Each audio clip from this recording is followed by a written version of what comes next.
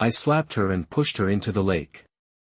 The crown prince tried to catch her, but they both fell into the water. He couldn't swim and nearly drowned. Everyone exclaimed. Andrew White frowned. Continue. Fortunately, passers-by saved us, and we both escaped. The crown prince found me rude, strong-willed, and deliberately provocative, so he said he wanted to break off the engagement. I argued with him, saying some harsh words. In public, I made the crown prince lose face. Lillian White showed a remorseful look. I regret it so much. I should have waited until after the wedding to reveal my true nature. It was truly a mistake. Everyone felt sorry for Lillian White. Why did she reveal her true nature like that? Andrew White was speechless. He was used to his daughter's temper.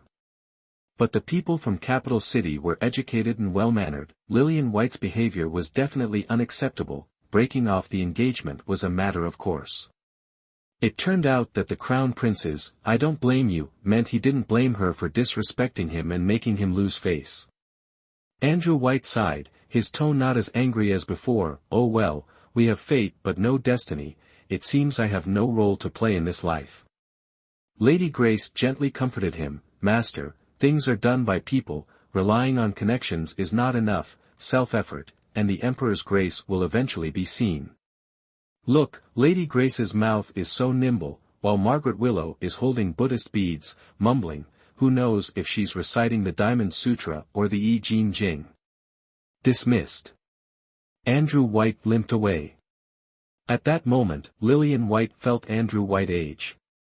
As a daughter, she should add flowers to her father's brocade, not become an obstacle for him. But thinking back to her past life, Andrew White went to the capital to become an official, only taking Lady Grace and her younger brother to Capital City, leaving her, her mother, and Daisy White to look after the old house. Her mother became depressed, her health deteriorated, and eventually, she succumbed to a plague. Lillian White felt uneasy.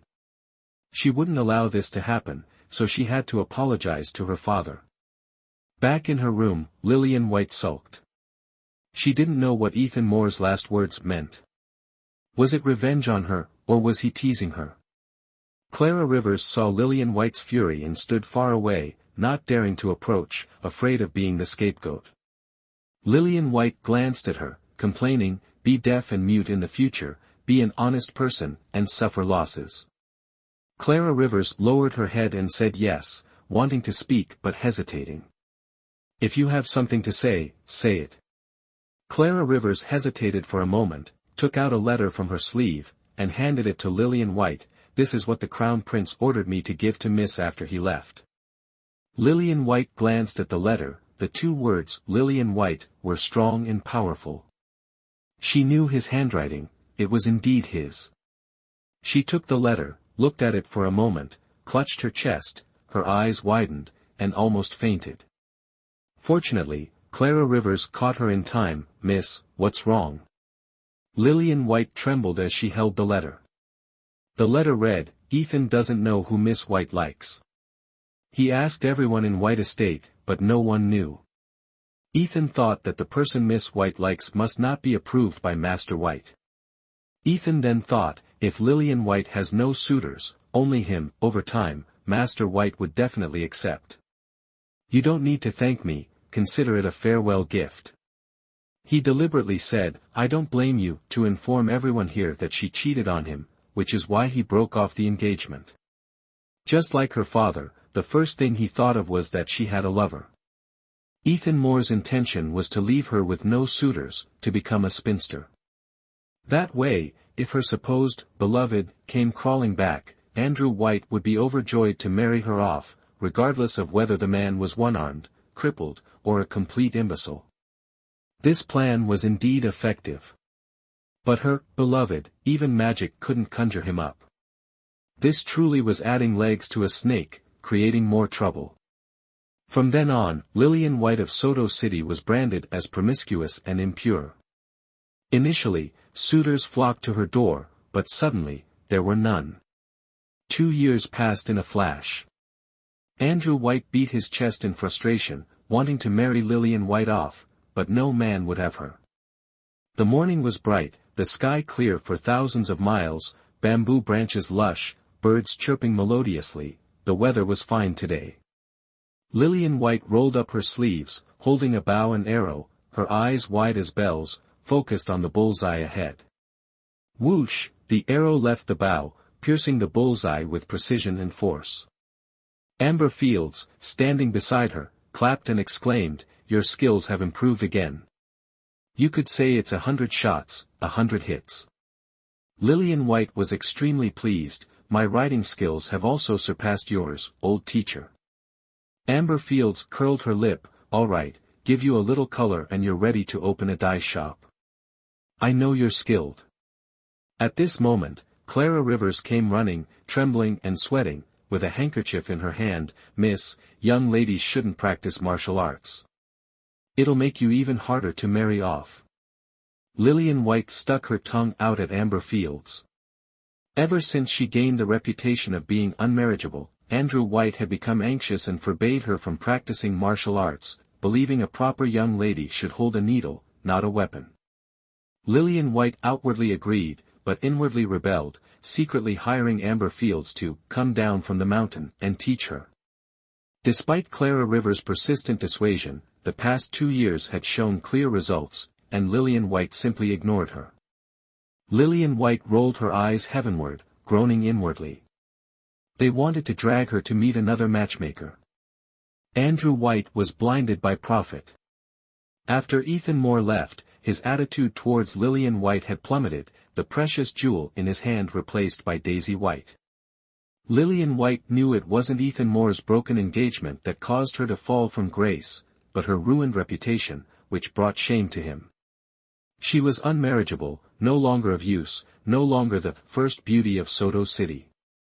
Moreover, Daisy White, not to be outdone, had hooked up with a wealthy merchant, offering gifts even more lavish than Ethan Moore's betrothal gifts.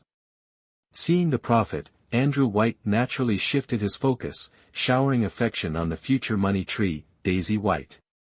However, Lillian White didn't understand. If she was no longer of use, why bother scheming to marry her off? Such a loss-making endeavor, and Andrew White was willing. Was it genuine concern or another calculation? Was he begrudging the cost of her meals? Lillian White couldn't fathom it. Bidding farewell to Amber Fields, Lillian White set off for home. Passing by a small stream, she saw a glossy horse drinking water. Lillian White's eyes lit up, thinking, a fine steed, but looking closer, her heart skipped a beat. Wasn't this Thunderbolt? Ethan Moore's Thunderbolt. She looked around but couldn't see anyone. She wondered, could I be mistaken? Clara Rivers urged Lillian White, "Miss, the master is waiting at the manor. Tell me, where did this horse come from?" Lillian White pointed at the sweat-blood horse drinking by the stream. Clara Rivers saw but couldn't blame her, saying, "This mountain path leads to the border fortress. Warhorses lose their riders and roam freely, it's a common occurrence." "Is that so?" Lillian White furrowed her brow, thinking perhaps she was mistaken. This wasn't Thunderbolt, but it was indeed a valuable sweat-blood horse worth a king's ransom. It seemed a pity to simply leave it, wouldn't it be better for her to use it? She just happened to need a mount. Lillian White then lifted her skirt and went to the stream. Clara Rivers clearly knew what her mistress was thinking and also understood that further words were useless, so she stood in place, waiting for her mistress to bring the horse back. Lillian White approached the horse. It merely glanced at her indifferently, then, as if not noticing her, swished its bushy tail and continued to drink contentedly. Lillian White, having learned horsemanship and understanding the habits of horses, recognized this behavior as a good sign. She stepped forward, stroking its mane, and softly said, "Horse, will you come home with me after you finish drinking?" The sweat-blood horse turned its head, ignoring her, and continued to bury its head in the water, drinking. Lillian White patted the area 3 inches below its neck. The sweat-blood horse, enjoying the sensation, slowly closed its eyes and sighed contentedly. Lillian White took the reins, intending to lead it away. Suddenly, something struck her from above, hitting her squarely in the face, making her see stars. "Little thief, you want my horse?" A voice called from the tree. Lillian White looked up and saw a man sitting on a branch. He wore fine clothes, his hair neatly tied back, with captivating blossom harper eyes and thin lips curved in a smile, as if mocking her for overestimating herself. Soto City didn't have this kind of handsome man, she would have heard of him. He must be an outsider. Lillian White hastily tried to make peace. "I just thought the horse was lovely. I was only playing." The handsome blossom harper-eyed man nimbly jumped down from the tree and walked towards her. "Shall we go to the yamen and play with this horse there?" The blossom harper-eyed man clearly showed no respect, looking at her with disdain. Lillian White ignored him, preparing to leave. The blossom harper-eyed man grabbed her arm and declared self-righteously, "Little thief, trying to run." Lillian White bit her lip. This man was truly handsome, but he certainly wasn't gentle with women. She was, after all, the most beautiful woman in Soto City. It seemed he wasn't interested in women. Was he the virtuous Lou? Lillian White glared at him coldly. "What do you want?" "Simple. See the magistrate." "How straightforward." Clara Rivers rushed forward agitatedly. "Letcher. Let go of our mistress." "An accomplice?" "You'll both see the magistrate." Without another word, he grabbed Clara Rivers too. Clara Rivers, being smaller than Lillian White, couldn't withstand such force and cried out, "Ouch, ouch!" Lillian White, taking advantage of his occupied hands, swept her leg at him, aiming to knock him off balance. But he stood firm as a mountain, unmoving. Lillian White thought, "This is bad. Fine, you want to fight? Take this." "Ow!" Lillian White fiercely bit his arm. He momentarily loosened his grip, and Lillian White seized the opportunity to kick him squarely in the groin. The handsome blossom harper-eyed man doubled over in pain, clutching his crotch, his mouth agape. It seemed he was truly in agony. How could Lillian White manage so many? She directly mounted the horse, yanked Clara Rivers up with one arm, and spurred the horse into a frantic gallop. The handsome blossom harper choked on a pathetic cry, waiting until they were out of sight before painfully spitting out, "Thunderbolt." For the first time in her life, Lillian White acted so recklessly. Truthfully, she was still a bit scared. After all, she had always been a proper young lady. Reaching the city gates, Lillian White looked back. Seeing no one in pursuit, she dismounted. Behind her, Clara Rivers, having experienced her first chaotic horseback ride, was a mess of tears. Even after dismounting, she continued to cry. Lillian White comforted her, "Aren't we safe now? Miss was so reckless, so improper, actually biting a man, and kicking him too." "Boo-hoo. Is Clara Rivers crying about that?" Lillian White ignored her, leading the horse into the city. Soto City was a remote place, rarely visited, with perhaps only 1 or 2 outsiders a year. Andrew White felt that stationing soldiers at the city gate was a waste of rations. So, there were no guards year-round, making it look like a deserted city. Returning to White Estate, Lillian White felt something was different, strange. Before reaching the main hall, she heard a hearty laugh. Lillian White thought it sounded familiar but couldn't place it. It wasn't until she saw Victor Strongwind, clad in armor, standing in the main hall that she froze. "Ha! My good disciple." Victor Strongwind greeted Lillian White enthusiastically. Lillian White hesitantly approached, surprised to see Andrew White, usually cold towards her, now looking at her playfully. "Lillian, I never heard you took Victor Strongwind as your master." "Victor Strongwind?" Lillian White was astonished. When she had accepted Victor Strongwind as her teacher, she had only seen him as a crazy old man.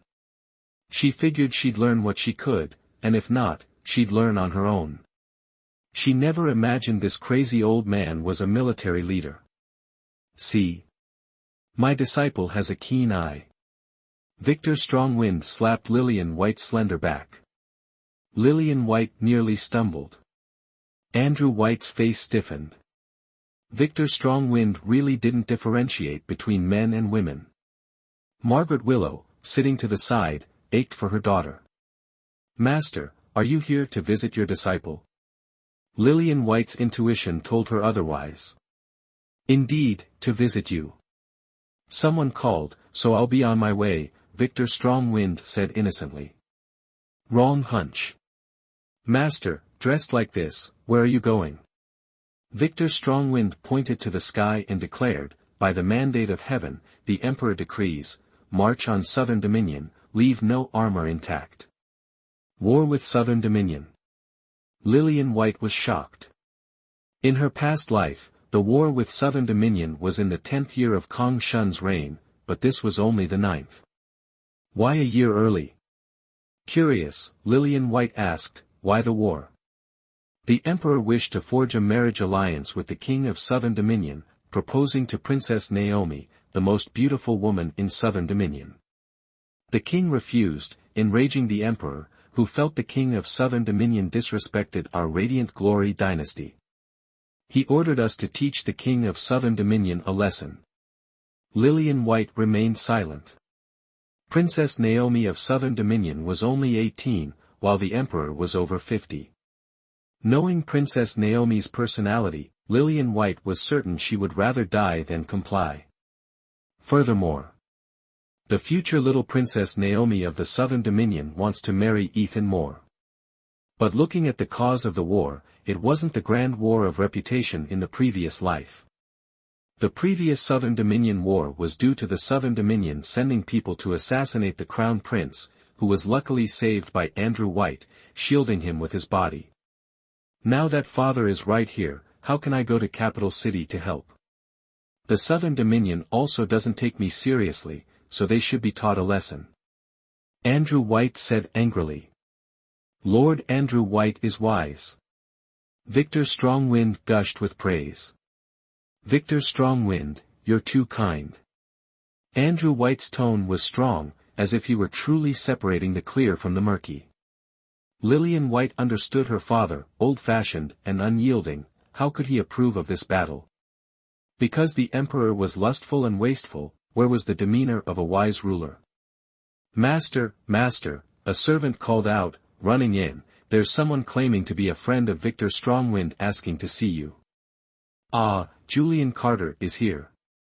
Victor Strongwind laughed happily, winking at Lillian White a few times. Julian is your junior. I originally asked him to come along, but he refused to come, afraid of losing face. What a strange kid. Lillian White thought, there's a junior too. Invite the esteemed guest in. Andrew White said cheerfully. Upon seeing the beautiful blossom harper-eyed man, Lillian White froze in place. Seeing Lillian White, the beautiful blossom harper-eyed man exclaimed, you, Victor Strongwind introduced, Lillian, this is your junior, General Carter's most handsome son, Julian Carter. Lillian White gasped unexpectedly. Margaret Willow, who was always silent, suddenly blurted out, that's Julian Carter, Lillian's beloved. It wasn't in vain that Lillian waited so long under pressure. Margaret Willow rejoiced. Everyone was shocked. Andrew White asked Margaret Willow, is Julian Carter the one Lillian privately chose to marry? Whoa, she had never said anything like that. Yes. Master. Margaret Willow replied coldly. Andrew White was overjoyed. Finally, the time has come. He then asked Julian Carter, are you here this time to propose marriage? Julian Carter had originally planned to grumble and remain completely dumbfounded on the spot. At that moment, Lillian White really wanted to faint again. Lillian White couldn't faint even if her life depended on it. The strengthening the body of the past 2 years had been so effective that it made her cry without tears. Now, the scene was extremely embarrassing. Andrew White and Margaret Willow were grinning, Victor Strongwind was stiff. Only Julian Carter's expression was extremely strange, his lips were trembling, his nostrils were flaring, even his eyelids were twitching, as if he was about to have a seizure. At this moment, how much Lillian White wished he would faint. But he didn't. He regained his composure, looked abjectly at Lillian White, clasped his hands and sighed, then said in a loud voice, "Master White, this time I came here, Julian." Lillian White called out to Julian Carter affectionately. Julian Carter's whole body trembled, looking towards Lillian White in astonishment. Lillian White cleared her throat. The situation was urgent, and this was the only desperate measure. She had heard rumors about him in her past life, his fondness for the pleasure quarters and his flirtatious nature. If she offered herself to him, he would definitely welcome her with open arms and play along with her in this charade. As for whether he would eventually marry her, Lillian White was confident. For a philanderer, responsibility was only a fleeting thought, something that could be said and forgotten. At worst, she would wait for him for a year or two. If he didn't come from Capital City, she would marry someone else. Lillian White took a few steps forward, walked up to him, tilted her head up slightly like a proper lady, and smiled faintly, her eyes carrying 3 parts affection, 3 parts shyness, 3 parts joy, and 1 part resentment. Lillian White said, "Julian, I miss you so much." Julian Carter was stunned. Lillian White pressed her advantage, clutching his sleeve and crying, "Do you know how much I've suffered these past few years?" Julian Carter jerked his sleeve away, shaking, and angrily retorted, "Harlot. Don't spout nonsense." This stunned Lillian White. Could the rumors about him be false? The wind had shifted, blowing against Lillian White's plans. Andrew White and Margaret Willow's smiles froze, while Victor Strongwind, caught between amusement and exasperation, waited for the drama to unfold. Lillian White inwardly groaned, vowing never to trust rumors again, they were all lies. As if startled, she immediately covered her face and wailed, "Julian, you misunderstand me. My heart belongs only to you. All those rumors about me are false. I've been waiting faithfully for you. How can you reject me? Oh, oh." Lillian White finished speaking and hastily left, as if fleeing for her life. No matter how Julian Carter tried to explain himself afterward, Lillian White believed that Andrew White wouldn't listen to anything, only that Julian Carter had rejected his daughter, offering various excuses to avoid taking responsibility. Lillian White ran to her room, wiped her tears, patted her cheeks, and relaxed her facial muscles. She ordered Clara Rivers to brew a pot of the finest by Luo Chun tea. Now, all she had to do was wait for Julian Carter to storm in, furious and ready to confront her. Sure enough, a moment later, Julian Carter arrived like a whirlwind, his face a mask of fury. He stood at the door, glaring at her. Lillian White quickly stood up and smiled, "Julian, won't you come in and sit for a while?" "Harlot." Julian Carter pointed a trembling finger at her, his voice filled with implacable hatred. Lillian White ignored his insults. Even if he cursed her out or tried to hit her, she wouldn't retaliate. Calmly, she poured him some tea. "Curse me, hit me, do whatever you want, but first, have some tea to soothe your throat." Her composure disarmed Julian Carter. He strode into the room, sat down, and took a large gulp of tea. "Harlot, what was your purpose in saying those things? We only met today, so why do your parents insist that we have a prior arrangement? I'm at a loss for words." "Purpose? My purpose is to marry you. I'm a harlot, all right. I see a handsome young man, and I want him." Lillian White said mockingly, pouring him another cup of tea, not noticing the flush creeping up Julian Carter's handsome face. I won't marry a harlot like you." As Lillian White filled his cup, he snatched it and drank deeply, not savoring the tea but gulping it down like liquor. Lillian White smiled without speaking, then said playfully, "What a pity." Her eyes flickered. "What did my father say? What can he do to me if I don't marry you?" Just as she expected. Lillian White's heart eased. At that moment, Victor Strongwind entered. Seeing Lillian White, his first words were, "Well, well, well. This makes me so happy." So, Lillian has been fond of Julian Carter for so many years. Old man, enough. Julian Carter yelped, as if someone had stepped on his tail. Julian, why act like a girl? Master White told me Lillian has refused so many marriage proposals waiting for you. Poor Lillian, with her devoted heart, just go with her. I don't even know her. Lillian White stifled a laugh, watching Julian Carter about to explode with frustration. It was quite amusing. She quickly intervened on his behalf. Master, Julian really doesn't know me.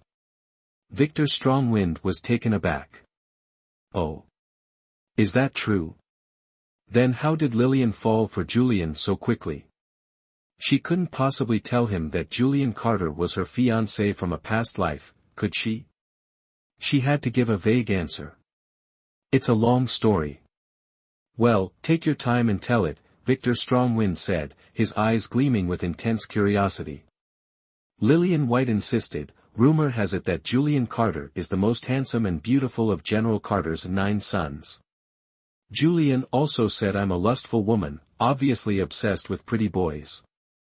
Julian Carter mumbled, have you also heard that I frequent brothels, am notoriously promiscuous, treat women like playthings, and am completely lost in my debauchery? I'd really like to be one of Julian's playthings, Lillian White said, covering her mouth with a giggle. Julian Carter's face flushed crimson. He was speechless. He had met many women, but never one so shameless. Lillian White didn't know why she wanted to confirm the rumors. But Julian Carter's behavior didn't resemble that of a debauched playboy at all. He was clearly a naive young man who knew nothing. Victor Strongwind chuckled. Lillian, have some shame. Don't tease Julian, he's still a pure, uninitiated young man. Damn old man. Julian Carter felt utterly humiliated. Believe it or not, I'll tell the whole world how you clung to my leg, begging me to be your disciple. Lillian White was delighted. Master, is that your usual disciple recruitment method? Lillian White and Julian Carter exchanged glances. Julian Carter turned to look at her quizzically. Although she didn't understand why the rumors and reality were so different, she had confirmed that he was a pure man, and she couldn't tease a decent man any further. She spoke softly, junior brother, senior sister was a bit rude earlier, please forgive me. As for my father forcing the marriage, you just need to swear you'll never agree, and he can't do anything to you. Lillian White's sudden change in attitude left Julian Carter a little bewildered. He dryly replied, oh. Of course, marrying me, I'm quite agreeable to that. Victor Strongwind had come to meet with his generals at the border before heading to the Southern Dominion. As for Julian Carter, he had tagged along, claiming he missed his brother and wanted to see him. Lillian White's understanding of Soto City was limited, she only knew it as a remote, sparsely populated area near the Southern Dominion. In reality, it was also connected to a strategically important border crossing. Lillian White only learned this when Victor Strongwind arrived and told her. She had assumed they would stay the night in Soto City, but Victor Strongwind declined, grabbing a bag of rations and setting off immediately. Lillian White then realized that visiting her had been a pretense, getting food was the real purpose. She looked at herself, wondering how she could be so easily fooled. Lillian White didn't see them off further than the city gates. After watching their departure, she instructed the coachman to turn back. Sharing the carriage with Victor Strongwind, Julian Carter, and Clara Rivers, Lillian White giggled incessantly, her laughter light and carefree. What's so funny? Lillian White inquired. Your admirer is quite amusing, miss, Clara Rivers replied. He's been stealing glances at you the entire journey, but he doesn't dare look for too long. A quick peek, then he looks away. It's killing me. She couldn't help but giggle again. Lillian White was taken aback. Had that really been happening? She hadn't noticed at all, preoccupied with the scenery outside. Miss, when will your future husband come to propose? After this battle, perhaps. Future husband. My, such a loose tongue you have, calling everyone future husband. Isn't he, though? Clara Rivers asked curiously. Lillian White pondered for a moment. Julian Carter was indeed intriguing. Continuing their past life's connection would be a fortunate turn of events. Let's leave it to fate, she said, neither resisting nor pursuing. You're so blasé, Mississippi. Lillian White smiled without responding. Back at White Estate, Lillian White spotted the magnificent warhorse leisurely munching on hay in the stables, looking perfectly content. Oh dear, she thought, realizing she'd forgotten to return. The horse. Seeing Lillian White staring wistfully at the animal, Clara Rivers teased, so much for leaving it to fate. Looks like you're already pining for the horse, and by extension, its owner. Lillian White sighed. I really want to follow Julian, laying down a trail of eggs all the way back to Capital City. Clara Rivers was speechless. Lillian White returned to Lin Shui Xian in high spirits. However, before she could even step inside, Andrew White summoned her to his study. She'd rarely had to face the music in his study these past 2 years, and now she was clueless about what was coming. If she knew, she'd certainly steer clear. As soon as she entered, Andrew White got straight to the point. Julian Carter seems like a decent fellow. What have you two discussed? Have you come to an understanding? Lillian White recited, he is the steadfast rock, I am the clinging vine. The vine clings tight, the rock remains unmoved. Andrew White nodded in satisfaction. Very good. Julian Carter was in Capital City. No matter how vigorously her vine grew, it couldn't reach a rock so far away. A simple, my youth has faded, I cannot wait, would suffice. She had offered her wholehearted support, and she trusted Andrew White wouldn't blame her. A weight lifted from Andrew White's shoulders. He mentioned Daisy White. Daisy and her husband plan to settle in Capital City. They sent a letter yesterday, saying they've bought an old residence. Lillian White's heart sank. A wave of foreboding washed over her. Capital City. Such a dreadful word. Lillian White had a nagging feeling that her worries were unfounded. With Victor Strongwind and Julian Carter gone, life returned to its usual rhythm. The only difference was that Lillian White no longer hiked through mountains and waded through streams to find amber fields. Instead, she rode the warhorse, not bothering to hitch it to a carriage, parading around like a pampered noblewoman. Consequently, another unflattering label was added to Lillian White's reputation in Soto City, spoiled brat. Lillian White didn't care, but Clara Rivers, who placed great importance on such things, nagged incessantly. Miss, don't lose more for the sake of a horse. Lillian White remained unmoved, retorting, if I don't keep this horse, a perfectly good steed will become useless. Wouldn't that be a greater loss? How much are rumors worth, anyway? Clara Rivers couldn't respond, but inwardly felt the rumors were more believable than this horse. The young mistress must be bewitched by that Julian Carter to act so improperly. Lillian White knew she wouldn't marry within Soto City, so she wasn't overly concerned about potential suitors, thinking only of experiencing the life she'd always envisioned before Andrew White, in desperation, married her off. In her past life, she'd worried too much, losing so much potential joy. Confined year after year, she'd studied traditional feminine arts or calligraphy and painting, none of which she enjoyed, only forcing herself because of her noble lady status, believing herself intelligent. But arriving in Capital City, she realized there were always bigger fish in the sea, that she was just a frog in a well, a country girl with no real perspective, yet thinking she'd seen the world, so much so that she overestimated herself, falling for Ethan Moore, adding a tragic dimension to her later life. She envied Amber Fields, who, despite her rough upbringing, lived as she pleased, practicing martial arts and marrying with enthusiasm. Amber Fields' husband was a mountain herbalist, gathering medicine and living in the mountains year-round. Amber Fields followed him, living a solitary yet peaceful and stable life, quietly passing her days.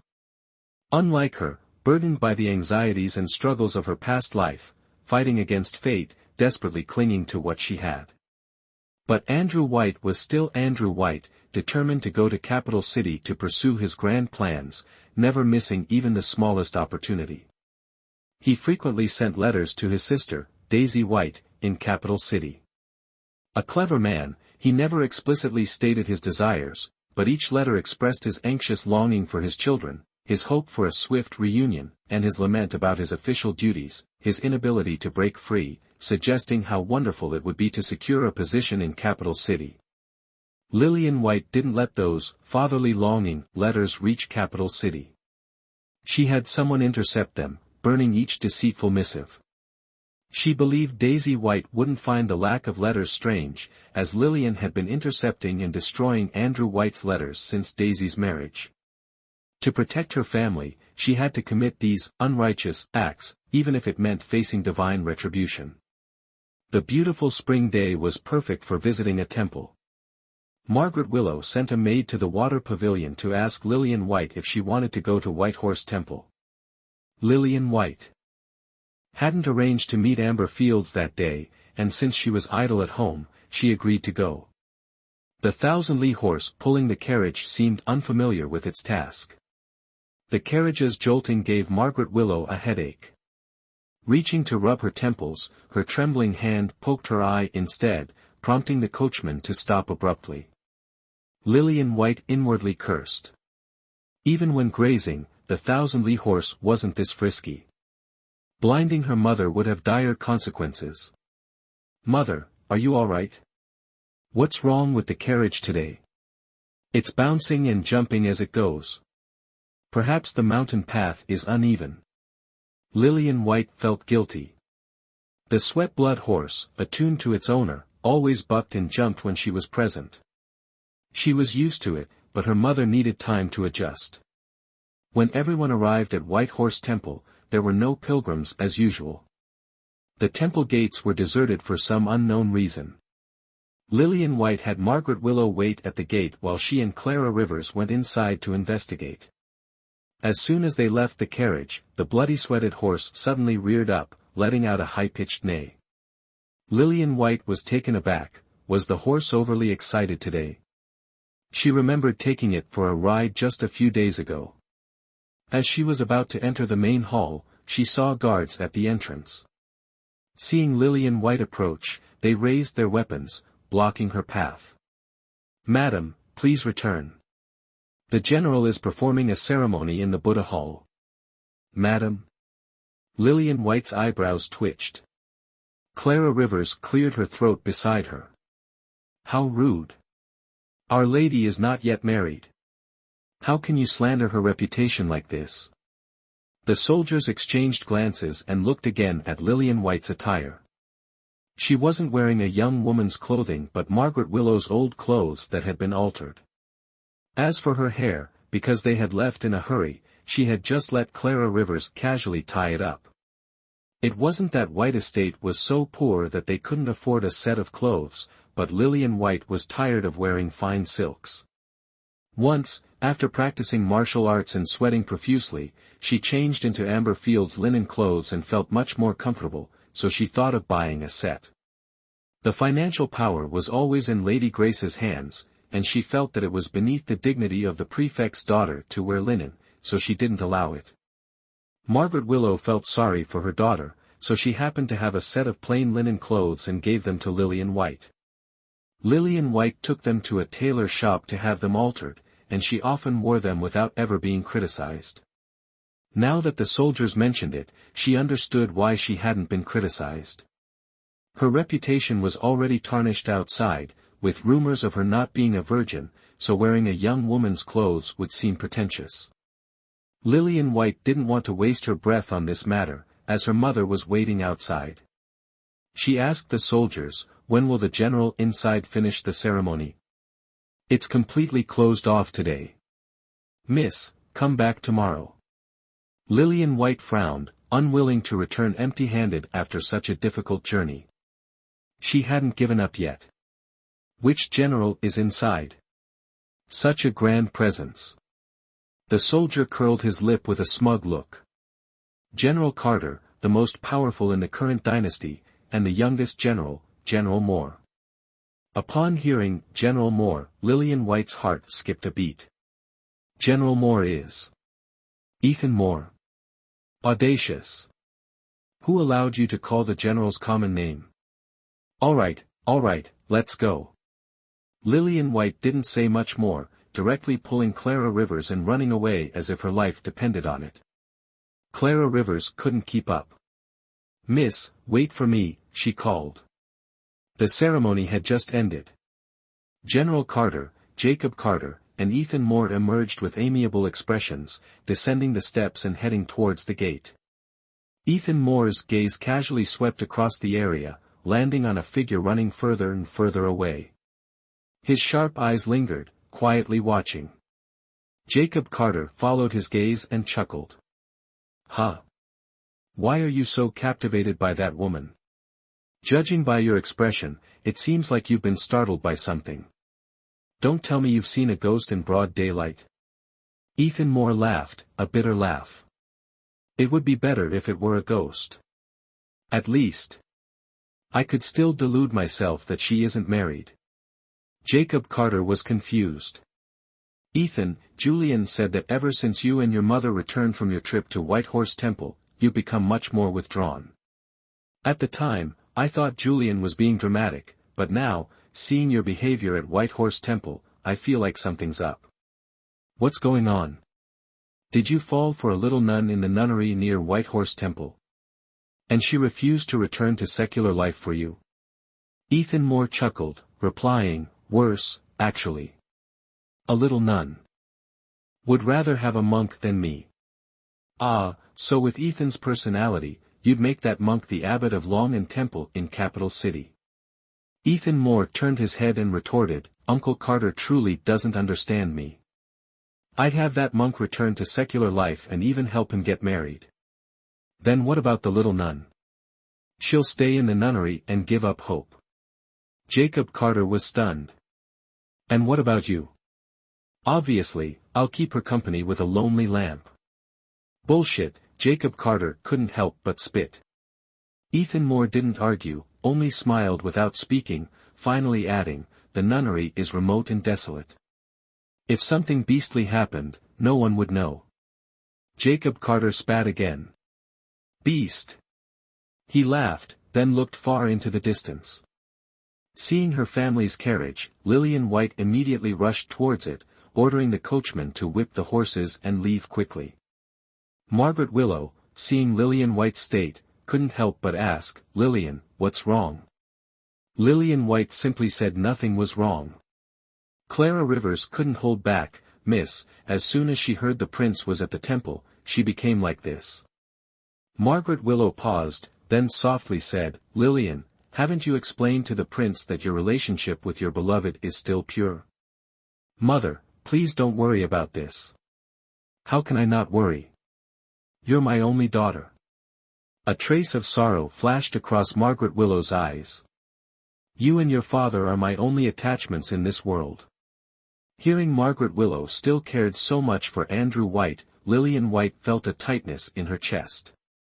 When he was doting on Lady Grace, did he even give you a single thought? Margaret Willow didn't speak, but tears welled in her eyes. Lillian White saw this and felt a pang of sorrow. She comforted Margaret Willow, stroking the back of her hand, remaining silent. If only things could always be like this at home. Even if father didn't dote on mother, at least he was within her sight, giving her peace of mind. Mother's peace of mind was Lillian White's greatest joy. She asked for nothing, only that heaven would let her White family die in this small Soto city. But as soon as she returned home, a maid called her to the main hall, also summoning Margaret Willow. A bad feeling washed over Lillian White. Everyone going to the main hall, and mother being called as well, meant one thing, she was in trouble. What trouble could she have caused, besides stealing and burning letters? Sure enough, as soon as she stepped into the main hall, Andrew White's palm struck her face, a stinging blow. He would have struck her again, but Margaret Willow tightly embraced Lillian White, shielding her. Even the usually composed Margaret Willow cried out, "My lord, have mercy. What crime has Lillian committed that you should beat her so? You've raised a fine daughter." Andrew White roared, his beard bristling. "She actually bribed Lai Fu to steal the letter I wrote to Daisy. Ask her what she meant by that." Margaret Willow was stunned, looking at the silent Lillian White in her arms. "Lillian, quickly explain to your father why you did this, quickly." What explanation did they want from her? Did they want her to explain how she knew Andrew White, upon his promotion in the capital, would abandon her and her mother, taking Lady Grace and his precious son to Capital City? Leaving them to their fate? If she could explain it, she certainly would shout it from the rooftops. Margaret Willow, seeing Lillian White's silence, was consumed by a mixture of anxiety, frustration, and anger. Andrew White sneered, "Your sister married well, your discontent is your own fault. You ruined your own chances at a good marriage, blame no one but yourself. I favor your sister because she is more sensible than you. Don't think that by stealing letters, I'll favor you. I'm utterly disappointed in a daughter like you." Andrew White glared at her, his hand itching to strike again. Margaret Willow cried as she shielded Lillian White, pleading, "Master, please spare her." Lady Grace, with feigned concern, intervened, "My lord, please calm yourself. I think Lillian is feeling stifled here. Perhaps she could stay with her uncle for a month."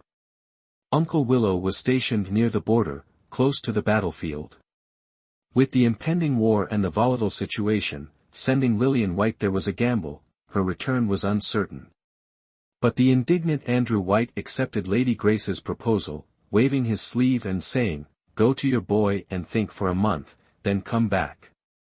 By then, you'll know how fortunate it is to be my daughter."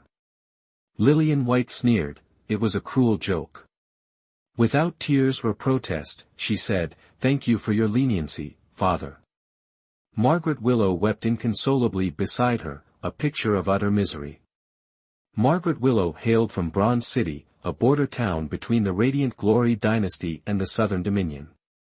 Its rugged terrain and surrounding mountains made it a strategic stronghold. Bronze City, primarily agricultural, was also a bustling slave trading hub. The slave trade in Bronze City offered a diverse selection: beautiful blue-eyed Persian dancers, innocent-looking strongmen, scholars versed in the arts, or even reclusive martial arts masters. Whatever one desired, they could find it there, a veritable marketplace of human lives. Entry to this market required 12 gold pieces for a ticket, ensuring that the patrons were either wealthy or influential. Lillian White had always been curious about the slave market and longed to visit, but 12 gold was a significant sum, beyond her reach. This time, she wouldn't even consider it. This wasn't a pleasure trip, but a forced exile for reflection. The grand gates of White Estate. A luxurious indigo carriage, adorned with carved woodwork, stood waiting. But the indignant Andrew White accepted Lady Grace's proposal, waving his sleeve and saying, "Go to your boy and think for a month, then come back. By then, you'll know how fortunate it is to be my daughter." Now Lillian White had to leave, and Margaret Willow worried, both about her grandson Leonard Willow bullying Lillian White and about the impending war, fearing Lillian White would be injured in the crossfire. A mother always thinks more than others. Lillian White reassured the tearful Margaret Willow, "Mother, this trip will only take a month, it'll pass in the blink of an eye. Behave yourself, and don't provoke your cousin." "I know." Her cousin was now grown up, managing several of the Willow's granaries, practically the king of grain. Lillian White had just stepped into the carriage when Clara Rivers followed, pouting and clearly unhappy. Lillian White knew why. When the mistress is punished, the maid is punished too. It was an undeserved misfortune. "Clara Rivers, how old are you this year?" 14, Mississippi. "Oh. You're of marriageable age." Lillian White recalled that in her past life, she had arranged for Clara Rivers to marry a guard in the Duke's mansion, but she ended up having an affair with the steward and was stabbed to death by her enraged husband. Miss, Clara Rivers hasn't thought about that yet. Clara Rivers lowered her head shyly, a faint smile playing on her lips. How could such a pure girl do such a thing? Lillian White sighed, perhaps she had simply made a bad match. The road to Bronze City was smooth sailing for the first half, her earlier worries proving unfounded. But some things, when you think they're over and let your guard down, will come back to bite you. Suddenly, the carriage lurched to a stop, nearly throwing Lillian White to the floor. The curtain was pulled back, and the coachman announced, "Miss, there's fighting ahead." Lillian White froze, craning her neck to see. The coachman, quick-witted, pulled the carriage into the bushes, concealed by large trees. It wasn't entirely hidden, but it wouldn't be easily noticed at a glance. The distance was too great to make out who was fighting, but the chilling screams of a woman reached their ears, sending a shiver down Lillian White's spine. Were bandits taking advantage of the war to wreak havoc? Were they kidnapping women? But she had never heard of bandits in this area. The coachman, unable to bear the screams, grimaced and turned away. Terrified, Clara Rivers sobbed in the carriage, "Miss, let's turn back." Lillian White remained calm, "They won't come this way. Don't you hear the sounds fading? It's so scary. This would never happen in Soto City." Clara Rivers continued to cry, as if it were her only lifeline. Lillian White didn't reply, her heart heavy with worry. She didn't know what the situation in Bronze City was. Was it in ruins, filled with cries of despair? She dared not imagine. They waited for a long time, even after the fighting and screaming had stopped, remaining motionless until the next morning's light, when Lillian White finally instructed the coachman to continue. When they reached the area strewn with corpses, their pace slowed considerably. Lillian White knew the coachman was afraid of driving over the bodies. They couldn't save them, but they could at least leave them whole. "Help me," a faint voice suddenly drifted, causing the carriage to halt. The coachman parted the curtains. "Miss, there's a voice." Clara Rivers, startled, retreated inside the carriage, afraid to move. Lillian White, lips pressed together, quickly disembarked, only to discover a man lying there, covered in blood. Lillian White approached, awed by the man's resilience. An entire evening, and he still lived. Lillian White instructed Clara Rivers to bring a tea flask, moistening the man's throat. She only carried a small amount of golden sore medicine, not enough for him. If the bleeding wasn't stopped, he truly would die. Lillian White then lifted her skirt, searching the vicinity for blood-staunching herbs. Fortunately, she had spent years with Amber Fields, who married a mountain herbalist. Through osmosis, she had learned some basic herbology. Blood-staunching herbs weren't difficult to find, and she returned before the man lost consciousness. Saving a life was paramount. She stuffed the herbs directly into her mouth, chewing them up. Truth be told, she nearly vomited. As she applied the poultice to his wounds, the man's eyes fluttered open. He saw a woman in white, her beautiful face untouched by the dust of the world, soft black hair falling against his cheek.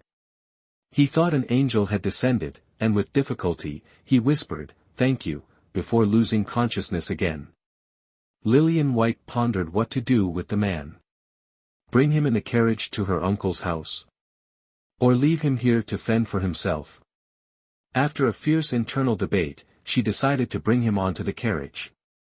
Clara Rivers, seeing her mistress carrying a large, strapping man, stared wide-eyed, murmuring, "Miss," Lillian White, struggling for breath, said, quickly, "Wash and clean him up. He's covered in blood, it's frightening." "Yes, Mississippi." Clara Rivers, trembling, brought a basin of water and cleaned him. After washing his face, she paused. "This gentleman is quite handsome." Lillian White glanced at the man's face, acknowledging his good looks. The carriage finally reached Bronze City. Lillian White's mind raced. How would she explain this man to her cousin? She had saved him out of compassion. If he lived, it would be a good deed; if not, it was still a virtuous act. Judging by his clothing, he seemed wealthy. Saving him would undoubtedly bring rewards, hopefully, 12 gold pieces, enough for her to attend the slave trade gathering. Bronze City's gates were imposing. Entering and exiting were strictly controlled, with heavily armed guards. Lillian White found it odd. The guards seemed less concerned with preventing outsiders from entering and more with preventing soldiers from doing so. Later, she realized why. The massive slave trade market within, restricting outsiders, would hinder business. Lillian White entered the city without issue, heading towards her uncle's house, a place she hadn't visited in years. She ascended the tiered steps, the magnificent vermilion gates looming before her, flanked by 2 fierce stone lions, teeth bared.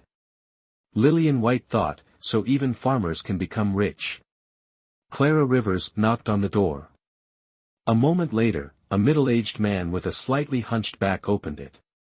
Clara Rivers handed him Andrew White's letter, and the man closed the door to relay the message. Shortly after, he returned, beaming, and ushered them in. Lillian White strode towards the entrance, then, as if remembering something, turned to the man. "Oh, there's someone in the carriage. Would you mind carrying him in?" All right, Lillian White watched the middle-aged man walk towards the carriage. Relieved, she pursed her lips, preparing to stride towards the door, when she heard the middle-aged man shriek. Lillian White thought, this steward has no composure, isn't it just a dying man? She heard the middle-aged man cry out, "Young master! What's wrong with you?" At this moment, Lillian White was frightened.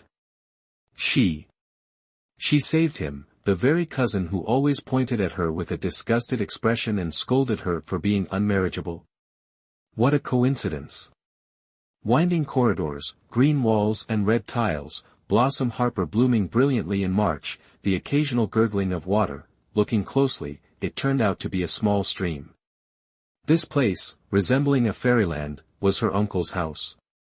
Lillian White struggled to recall her childhood, unable to reconcile the memory of the grain-filled, warehouse-like house with the elegant courtyard before her. Lillian White listened to her uncle explain that a few years ago, Bronze City suffered a drought, leaving most farmers without food, let alone money.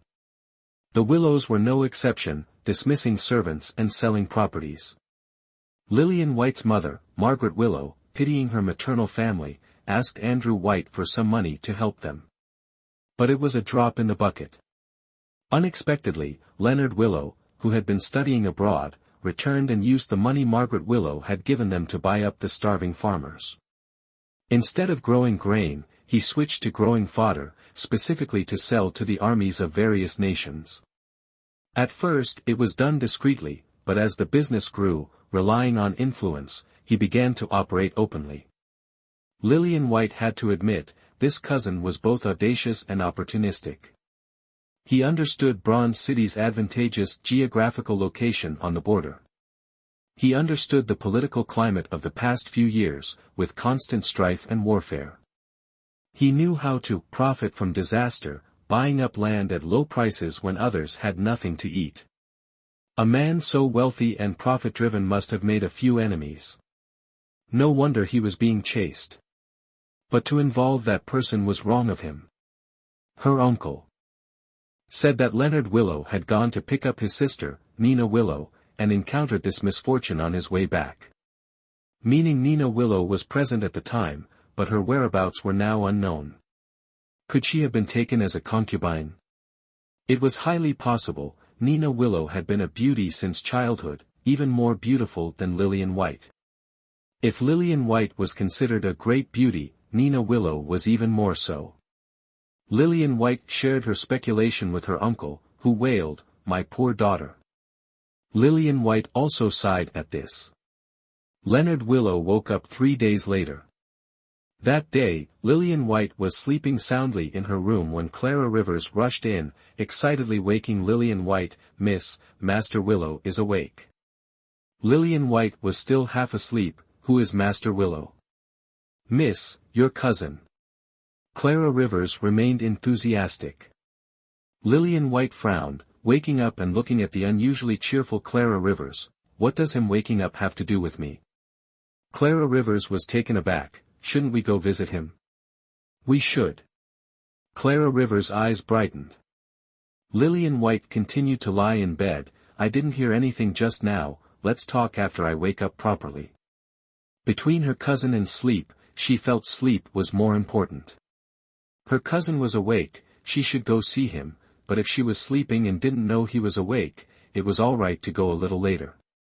Bronze City was only a day's journey from Soto City, but Lillian White still felt unaccustomed to the climate and truly wanted to sleep. She didn't open her eyes until the sun had climbed high.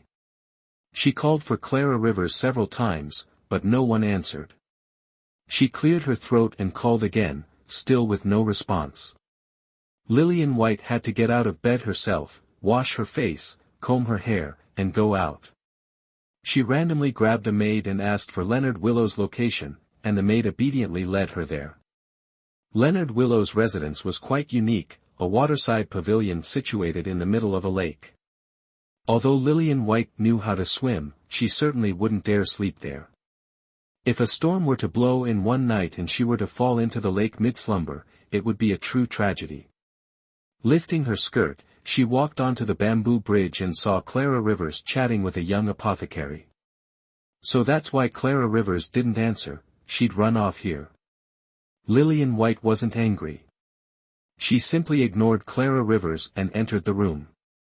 The room was filled with the scent of medicinal herbs. Lillian White sniffed, only able to identify a few of the ingredients. Leonard Willow sat at his writing desk, fully clothed, writing something with a brush in his hand. He must have heard her footsteps because he looked up, saw Lillian White, and froze. Lillian White greeted him first. Cousin, how are you feeling? Leonard Willow put down his brush and walked over, gesturing for Lillian White to sit. She willingly sat, waiting for him to speak. He sat beside her, his face pale, his lips dry and cracked. The only indication that he was still alive were his eyes, which blinked and moved. For him to be up in this condition clearly meant he was writing something extremely important. Your cousin Lillian White? She hadn't expected that to be his first question. Did you think I was Daisy? Lillian White scoffed. Leonard Willow gave a weak laugh. It's been years. I didn't recognize you. You've changed a lot. So have you, cousin. I remember how you used to chase me away. You were so thrilled the day I left, you nearly set off firecrackers to celebrate. Leonard Willow said, I was young and foolish. Lillian White replied, now you're in your prime, but with plenty of enemies.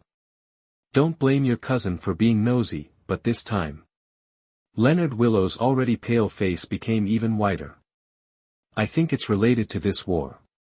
You know I procure military supplies and provisions, regardless of borders. King Southern is warmongering, attacking surrounding smaller nations and expanding his territory. So he's one of my biggest clients. He wanted supplies for this battle, but unfortunately, he was a step too late. My supplies were already preemptively secured by General Carter. King Southern said I didn't adhere to the merchant's code, prioritizing nation over profit. So, in his shame and anger, he sent someone to kill you. You saved me, cousin. How could you not know where I was injured? He narrowed his eyes, studying her intently. Lillian White blushed slightly under his gaze. Although your wounds were numerous, none were life-threatening. They spared my life, but took my sister. Hostage-taking, to force your compliance. Lillian White finished his thought. Leonard Willow saw Lillian White's serious expression, her fair face, her focused eyes, and her ink-black hair. For the past 3 days, that very face had haunted his dreams, keeping him from rest. He'd met more beautiful women than Lillian White, but why did her face remain so eternally vivid in his memory? Cousin. Lillian White saw Leonard Willow wasn't speaking, so she quickly called out to him. Leonard Willow returned to his senses. I think so. Lillian White nodded thoughtfully, and Leonard Willow stared at her for a long time. Clara Rivers, hiding outside the door, stealthily watched the scene inside, her eyes dark, lingering on Leonard Willow. The young apothecary patted her shoulder, and she finally snapped back to reality. The young apothecary said, "The old master actually intends for the young master to take a concubine. You should ask your mistress to help." Clara Rivers blushed, feigning ignorance. Help with what? Visiting me every day is a pretense, visiting the young master is the real reason. You like the young master? Ooh.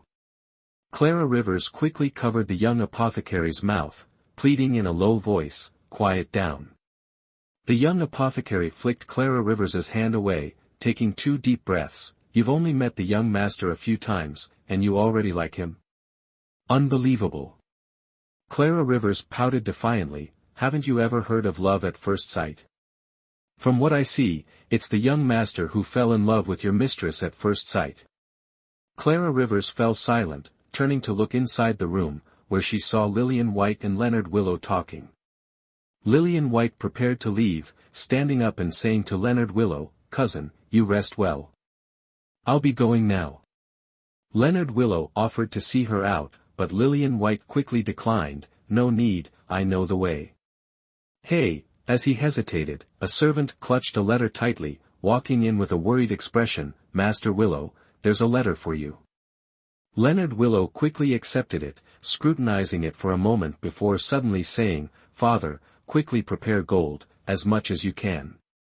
Lillian White was stunned. Was Nina Willow's kidnapping about money? The servant quickly nodded and went to the treasury to fetch the gold. Lillian White took the letter from Leonard Willow's hand. On it was only one sentence, "Come to the Bronze City Slave Trading Gathering." Lillian White was taken aback. Leonard Willow cursed angrily, "King Southern is truly despicable. I agreed to sell him the provisions, and he still wants to take advantage of me." King Southern was indeed a sly fox. Publicly auctioning Nina Willow meant her rescue depended on how much money was offered. King Southern would likely send people to deliberately drive up the price, then use the money from selling Nina Willow to buy Leonard Willow's provisions. He would fulfill Leonard Willow's request to release Nina Willow while simultaneously acquiring Leonard Willow's provisions for free, killing 2 birds with 1 stone. Of course, none of this concerned Lillian White. This was the Willow family's affair, she was merely a guest. However, she was quite interested in the slave trading gathering. "Cousin, what?" Lillian White coughed lightly, "Well, I saved your life, so I want a little reward." Leonard Willow looked at her in shock. Lillian White smiled sheepishly, "Don't worry, I won't ask you to repay me with your body, just 12 taels of gold. Then come with me to the slave trading gathering." "All right. Are you planning to loot while the house is burning?" The slave trading gathering isn't held daily, only on the 5th of each month. The slaves here are either unwanted by their owners or captured by traffickers. Regardless of their martial arts prowess or ox-like strength, once inside, there's no escape, only the auction block. Whether they escape after being sold is not the gathering's concern. Gold is held in designated pouches, and attendants verify the amount for clients, issuing a bank note representing their total assets. This means you can only purchase items within your declared limit, no exceeding. Inside the gathering, people from various nations selected their preferred slaves. Since Nina Willow was being publicly auctioned and not available on the general market, Leonard Willow bypassed the stalls and headed straight to the auction hall. Lillian White touched her bank note, representing her entire fortune, 500 taels of silver. It had seemed like a lot before, but now, observing from her privileged position, the number of slaves she could buy was paltry. Though not intending to purchase any, she carried it for contingencies. Andrew White bought Clara Rivers for a mere 52 taels. Lillian could buy 10 Clara Rivers with her funds, yet here, it wouldn't even suffice for a child. She couldn't fathom whether these slaves were studded with gold. Leonard Willow, noticing Lillian White's confusion, explained, "The slaves here could be kidnapped princes for all we know. Different origins, different prices. If I bought a prince, should I release him and await his gratitude? Or keep him as a slave to satisfy my vanity?" Lillian White found the notion of princes here absurd. Even if true, what was the point? She jested with Leonard Willow. You could force the prince to father your child. Mother of a prince, you trade money for the position of royal consort. Brilliant, no? Lillian White was speechless. She had to hand it to him. The auction hall was now bustling. On the platform, Nina Willow was bound to a cross-shaped post, appearing weak but with her usual pristine appearance. Leonard Willow, ever devoted to her, felt his heart cut by a knife, seeing her displayed like merchandise. He nearly lost control and rushed to save her. Fortunately, Lillian White stopped him. "Cousin." The auction began, bids escalating. A woman of such beauty attracted male bidders. Unwilling to see Nina Willow remain on display, Leonard Willow bypassed incremental bids and declared his full amount, 3,000 taels of gold, many times the 500 taels currently offered. A hush fell over the auction hall. Lillian White thought it was a sure thing. If someone outbid 3,000 taels of gold for a woman, they were either incredibly lustful, valued her specifically, or had more money than sense. 3,500 taels of gold. A hand shot up, the crisp voice cutting through the silence, abrupt yet firm. Lillian White glanced back curiously, a white figure entering her view, long lashes slanted, narrow phoenix eyes cold, a handsome nose, thin lips perpetually curved in a smile that wasn't quite a smile. He stood there, watching the person on the platform, carefully and attentively. Ethan Moore. Ethan Moore outbids Leonard Willow by 500 gold, buying Nina Willow. And at this moment, no one could keep up. The entire hall waited, seemingly taking it for granted that the beauty on the cross belonged to Ethan Moore. Leonard Willow, his eyes red with urgency, fearing Nina Willow would be bought by someone else, disregarded the rules and shouted, 3,600 gold. Where would he get 600 gold? You're crazy, cousin. Lillian White couldn't help but scold angrily. At the slave trading gathering, if one called out a bid exceeding their limit, they would have their hands chopped off, no matter who they were. It had happened before, no one had escaped. If Ethan Moore didn't raise the bid. The scene fell silent once more. Leonard Willow breathed heavily, a bit tense, regretting his recklessness. But having already spoken, regret was useless. Lillian White couldn't help but turn her gaze towards Ethan Moore, but just like that, she directly met his pupils. He was looking at her with a half-smile, as if waiting for a good show. Lillian White watched the time on the platform relentlessly ticking away, almost reaching the bottom. Leonard Willow was about to be doomed. Lillian White bit her lip, parted the crowd, and rushed to Ethan Moore. Ethan Moore seemed to be waiting for her, his narrow phoenix eyes narrowing. "Lillian, we meet again. Lillian is not for you to call." Lillian White said with disgust. Ethan Moore didn't get angry, instead he laughed. "What if I insist on calling you that?" His voice was full of coercion.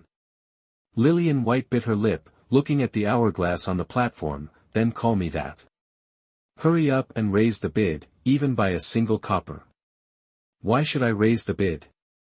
You're willing to spend 3,500 gold to buy that beauty, do you really care about 100 gold plus a copper?" Lillian White suppressed her anger, speaking hastily. "But that woman on the platform is worth at most 3,500 gold, even a copper more. I feel it's not worth it. I don't intend to raise the bid." Ethan Moore was serious, not joking. Lillian White looked at the clock. Time was running out. "What do you want to continue raising the bid?" She almost roared at him. Ethan Moore's attendant, Mark Blackwood, muttered with great dissatisfaction, "Audacious, daring to speak to the general like that." Lillian White glared fiercely at him. Mark Blackwood was stunned, a proper young lady, yet making such a gesture in broad daylight, how unladylike. He looked pitifully at his master, unexpectedly not seeing his master's disgusted expression, but instead, a smile. Since Lillian has said so, then I won't be polite. If you want me to raise the bid, accompany me for an evening. What do you take me for? Lillian White suddenly turned to leave. Ethan Moore said, in this entire trading hall, besides me, no one will offer more than 3,500 gold. Lillian White paused, took a deep breath, and continued to leave.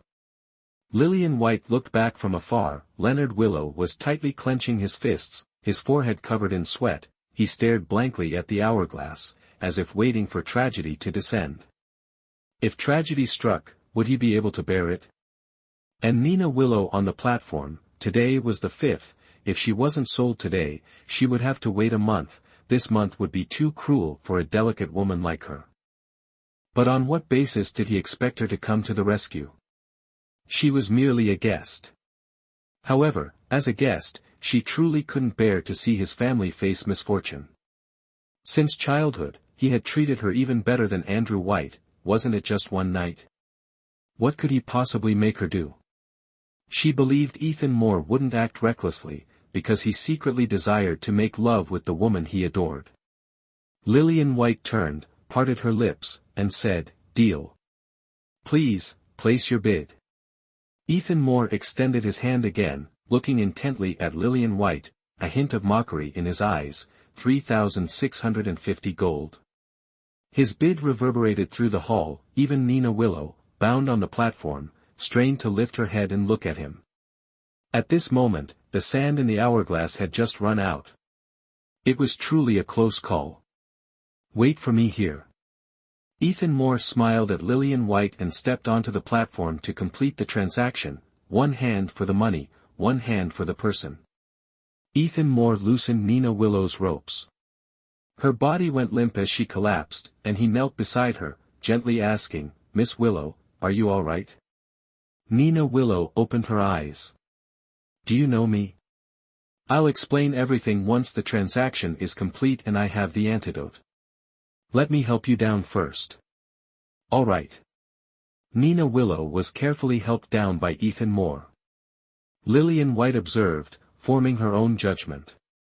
The reason Ethan Moore bought Nina Willow was actually his extreme lust. Just look at his solicitous manner. As Nina Willow was helped down, Lillian White intended to support her, but Leonard Willow reached her first. Leonard Willow's hands were still trembling, and his voice was hoarse as he said, "Sister, are you all right?" "Brother." Nina Willow sobbed in his arms, clearly deeply aggrieved. Lillian White watched the deeply affectionate siblings, a pang of sorrow striking her heart. How wonderful it would be if she and Daisy White could share such a bond, free of suspicion. But not being born of the same mother, their estranged relationship was inevitable. Moreover, the death of Daisy White's mother. Lillian White stopped dwelling on the thought. "Mark Blackwood, escort Miss Willow back to her residence." Ethan Moore suddenly spoke. Lillian White said, "There's no need to trouble the Lord, we can go ourselves." "Lillian, don't forget our evening engagement. I'll send someone to Willow Estate to fetch you." Ethan Moore smiled at her, the burning intensity in his eyes barely concealed. Lillian White flinched, then pursed her lips and nodded. Leonard Willow watched them, quite perplexed. "Cousin, let's go." Lillian White turned to Leonard Willow, eager to leave. As the three of them prepared to depart. "Wait." Ethan Moore suddenly called out. Lillian White looked back at him, confused. Ethan Moore said, "I only agreed to the bid, I haven't promised anything else. I bought Miss Willow with cold, hard gold, so she can't just be taken away like this." Leonard Willow was furious. "What do you want with my sister?" "Nothing much. I just need to get my money's worth. Losing 3,650 gold for nothing is a hard pill to swallow." Although Leonard Willow had questioned him, his gaze remained fixed on Lillian White. Lillian White couldn't fathom Ethan Moore's intentions, never could. But one thing was clear, his purpose in attending the slave auction was to bid on Nina Willow. She didn't want to waste her breath on pointless arguments. Elder cousin, give cousin sister to the prince, naturally the prince will not mistreat her. Cousin sister. Leonard Willow protested, but Ethan Moore remained unhurried, standing motionless, yet his smiling eyes clearly conveyed, she cannot be taken. Leonard Willow bit his lip, handing Nina Willow over to Mark Blackwood, not forgetting to threaten, take good care of my sister, if anything untoward happens, even if I have to destroy the willow, I will entangle myself with you to the death. Ethan Moore made no promises, and upon receiving the person, departed immediately. As he passed Lillian White, Ethan Moore paused briefly, tonight, I expect to see you. See a ghost. Lillian White cursed vehemently in her heart, but on her face, she maintained the demeanor of a well-bred young lady, smiling and nodding slightly. Returning to Willow Estate, he recounted the entire incident to his uncle, who, contrary to expectation, remained calm, saying reassuringly, nothing will happen to Nina. Father. The prince is a man. You know how men are, their eyes glaze over when they see my sister, like they want to devour her. No, the more I think about it, the more frightened I become, we must quickly devise a plan to rescue her. Leonard Willow frowned, deeply troubled. Despite his pale face from his injuries, he remained resolute. Since childhood, Leonard Willow had deeply loved Nina Willow, to the extent that Lillian White wanted Nina Willow dead.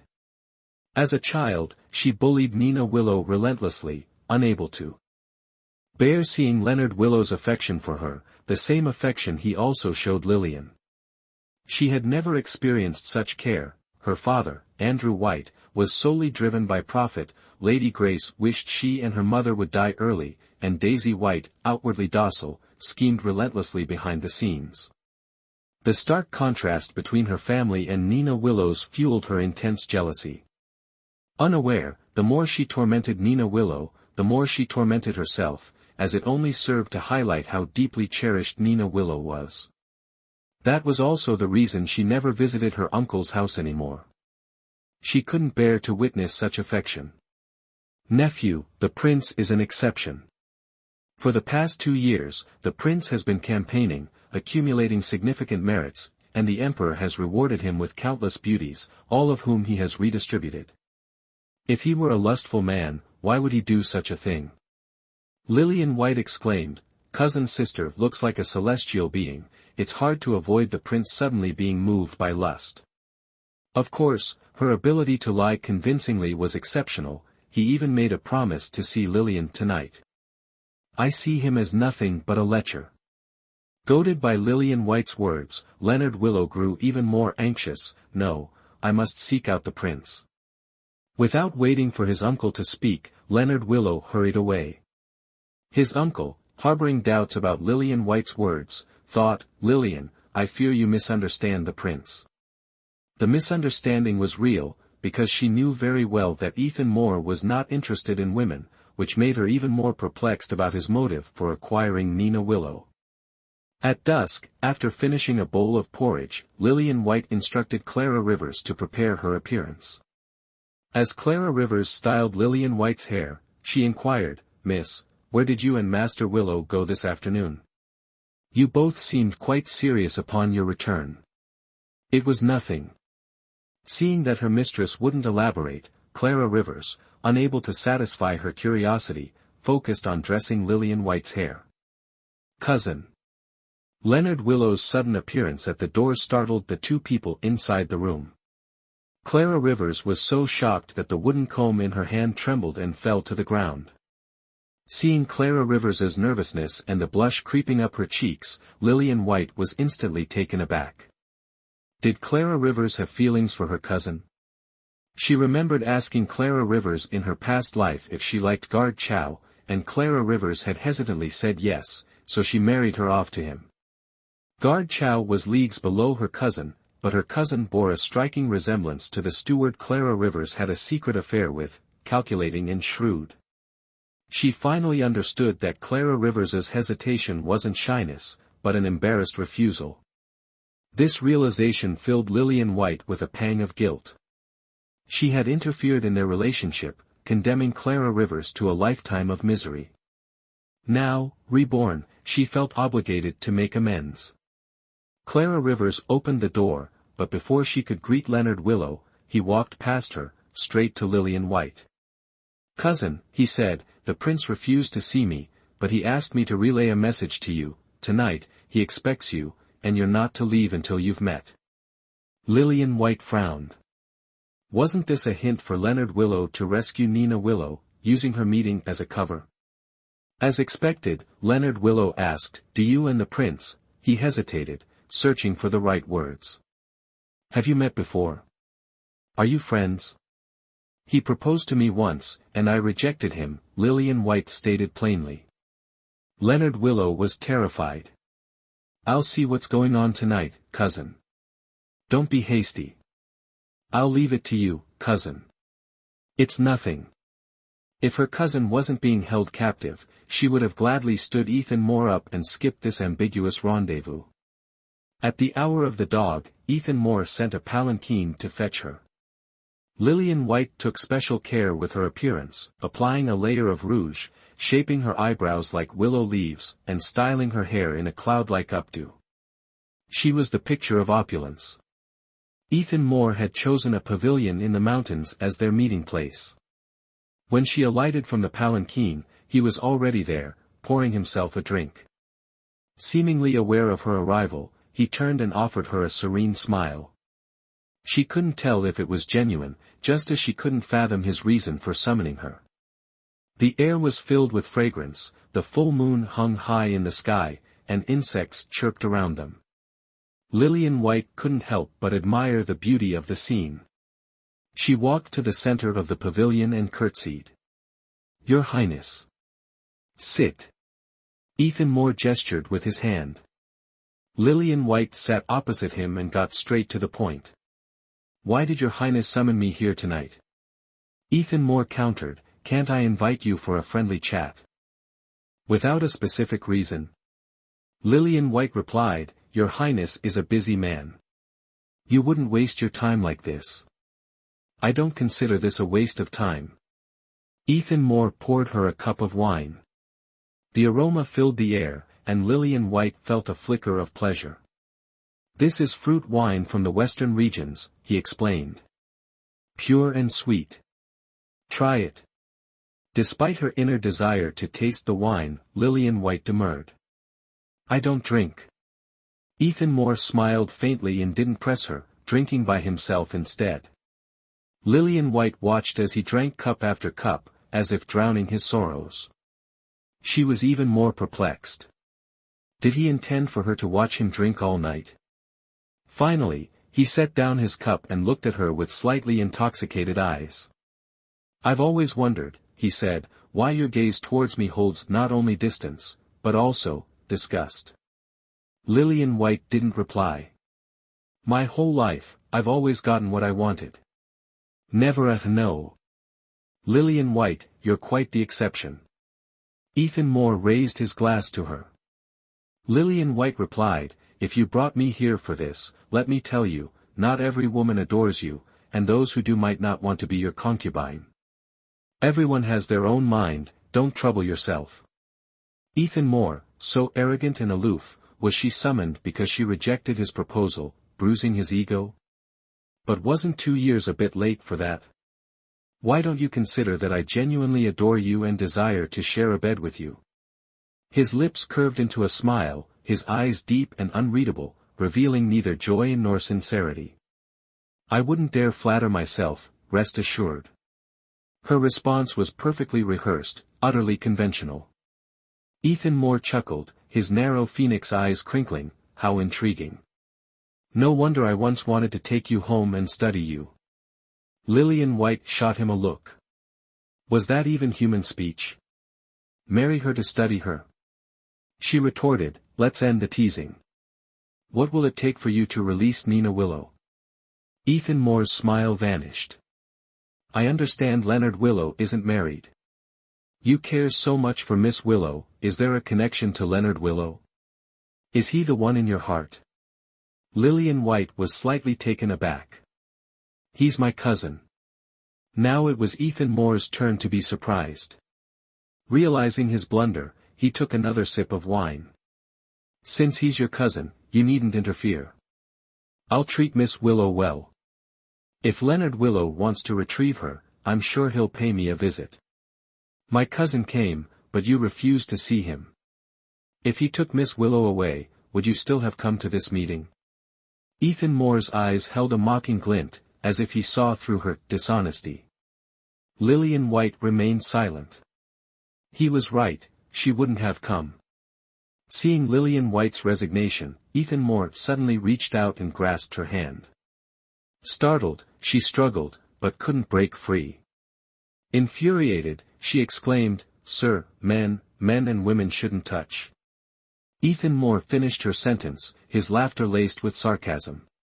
Coming to a clandestine meeting with me at night, don't you think that's a bit hypocritical? Lillian White didn't reply, continuing to struggle, but her strength was negligible against Ethan Moore. She held her breath, ceasing her struggle, and asked through suppressed anger, "What do you want?" He stared intently at her. "I'm drunk." Is grabbing someone's hand a symptom of drunkenness? Grabbing a woman's hand is. He suddenly lowered his head, resting his face against the back of her delicate hand, silent, his eyes slowly closing. Lillian White froze, too stunned to move, utterly bewildered. Was this considered being taken advantage of? After a long silence, he finally spoke. "Who is the one in your heart? I truly wish to meet them." Suddenly, Lillian White felt the hand holding hers loosen its grip. She immediately withdrew her hand, stood up, and said, "It's getting late. I, Lillian White, shall take my leave. My cousin will visit the prince tomorrow. I hope the prince will grant him an audience. Farewell." Lillian White wanted to leave quickly, and fortunately, Ethan Moore didn't stop her. But halfway there, amidst the desolate mountains, Lillian White regretted taking Ethan Moore's palanquin. She should have taken her own carriage, it would have been more convenient to return. Now, she had to walk down the mountain herself. It wasn't difficult, but the night path was hard to follow, and she was afraid of unexpected events. Suddenly, the sound of hooves echoed from behind, growing closer and closer. Lillian White thought, "Speak of the devil." She quickened her pace, almost breaking into a run. Before she could react, a magnificent steed blocked her path.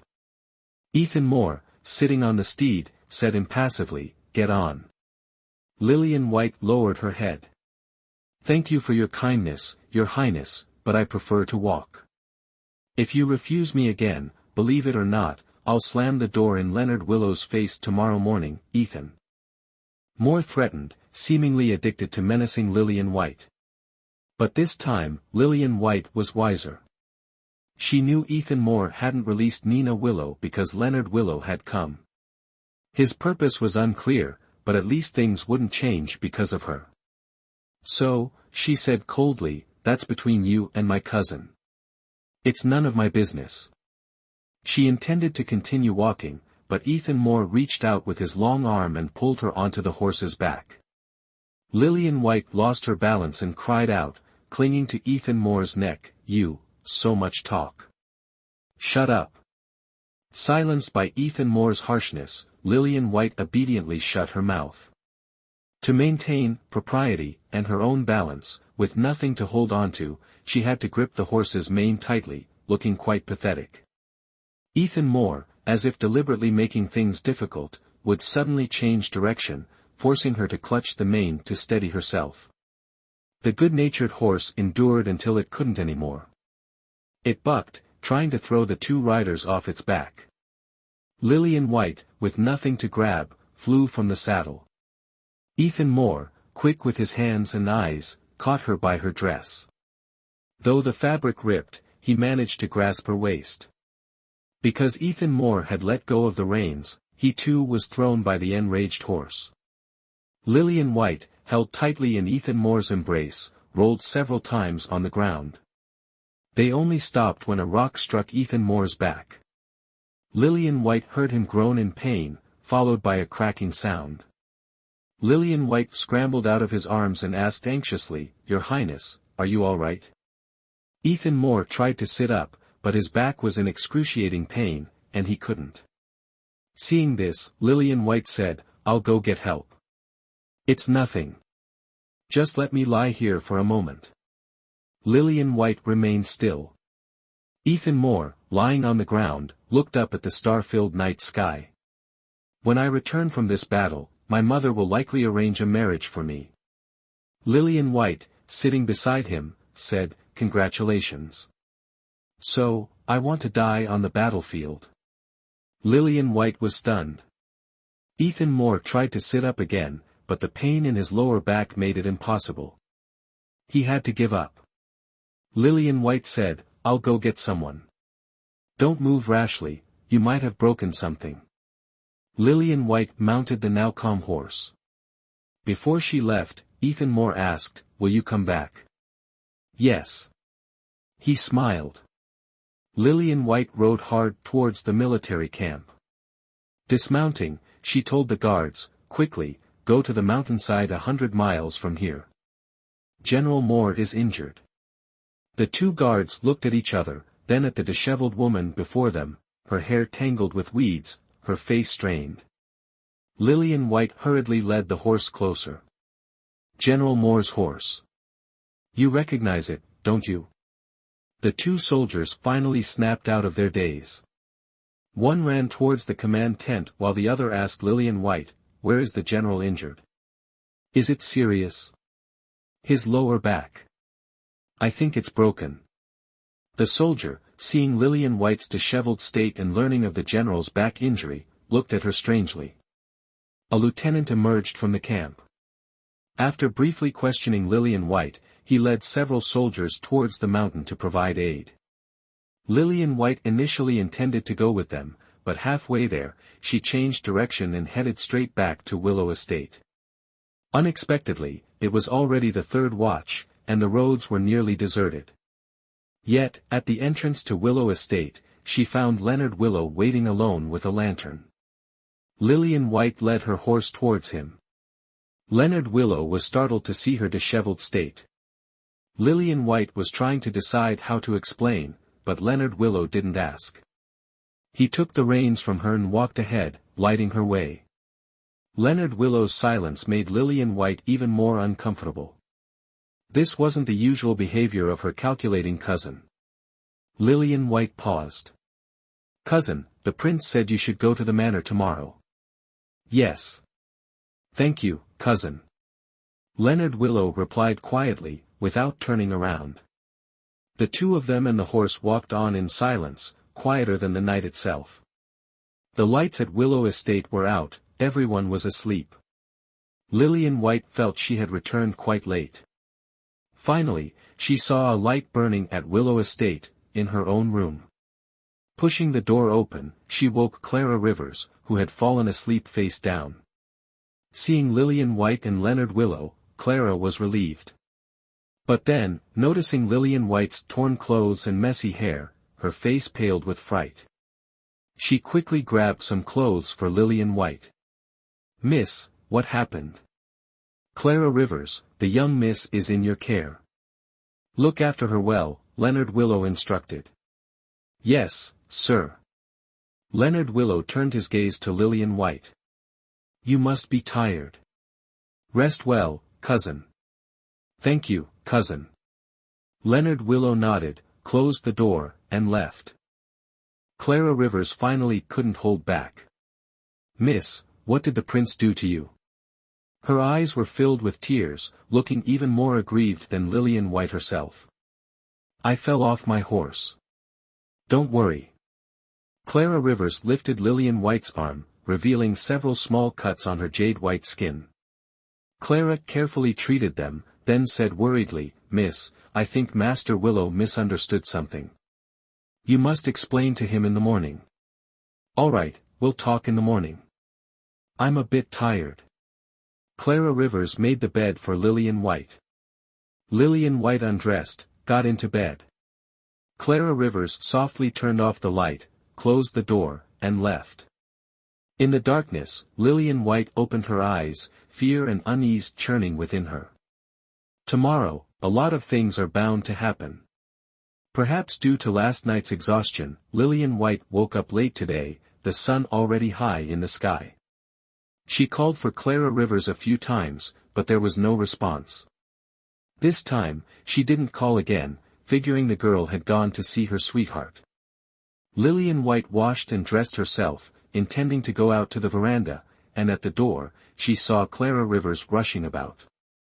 "Miss, you're awake."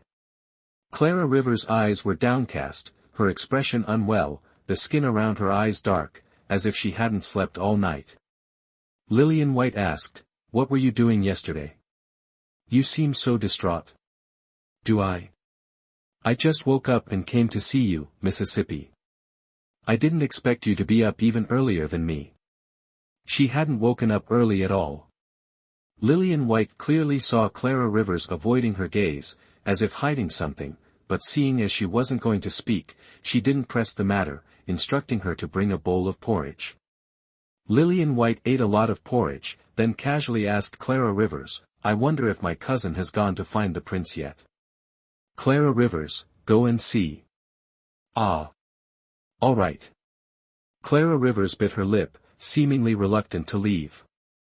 Lillian White felt that Clara Rivers was acting strangely, but couldn't quite put her finger on it. Clara Rivers returned, reporting that Leonard Willow had left a while ago. Lillian White nodded, thinking that Leonard Willow was probably negotiating terms with Ethan Moore. If nothing unexpected happened, in a few hours, she would see Nina Willow return. Lillian White's impression of Nina Willow remained fixed on the envy she felt in her youth. She was very envious of Nina Willow's abundant adoration, feeling sorry for herself and that fate had been terribly unfair. Now, those feelings had faded. Whether she was favored or not didn't matter. If there was no one to love her, then she would love herself a little more, without regrets, and without making herself unhappy. After finishing her porridge, Lillian White wanted to find her uncle to play chess. Before she reached his villa, she saw Leonard Willow and her uncle walking towards her, looking weary from their journey, their steps hurried and agitated. Leonard Willow, upon seeing Lillian White, seemed to hesitate, as if unsure what to say. Her uncle, unable to bear Leonard Willow's dawdling, asked Lillian White, "Lillian, did you go to see the prince yesterday?" "I did." "You also know about the prince's back." Her uncle's expression was slightly strange as he looked intently at Lillian White, leaving his sentence unfinished. Lillian White seemed to understand the implication, her face flushing. "The prince injured his back saving me from a fall from my horse." Leonard Willow was even more shocked than her uncle. He stared blankly at Lillian White, his brow furrowed tightly as if 100 hands were itching inside him.